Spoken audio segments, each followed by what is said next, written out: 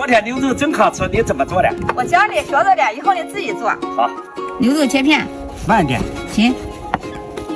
料酒，好抽。盐一定要少放，不然咸了。淀粉，抓拌腌20分钟。水开下入牛肉，水开焯30秒就好了。蒜末、辣椒面、白芝麻，淋上热油、生抽、醋、蚝油、白糖、青红椒，装盘就好了。就这么简单呐？对，就这么简单。那还是你做吧。你小子不吃皮呀？吃了操心，一点也不好吃。这可是好东西，这皮还能做面条呢。这东西还能做面条啊？我可不信。那姥姥马上让你见识见识。给桃子煮一下，给这皮给刮出来，把皮给它捞起来。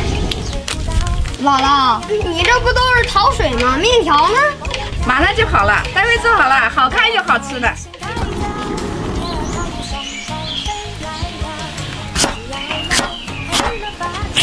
哇，这好好看呐，晶莹透亮的。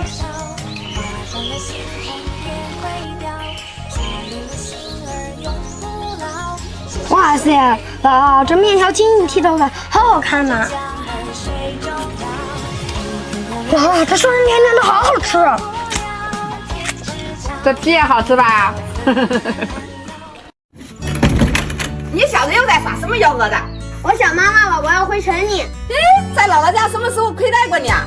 哼，你连奶茶都不给我买，我都说了好几天了。那我天天都做，看你还走不走？晚上做个2大桶，让他一次性喝个够。让南瓜先给它蒸一下，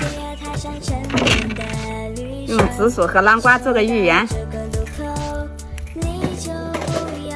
加点糯米粉，来给它搓成小圆子，小圆子搓成这样就好了。给捞起来过一下凉水。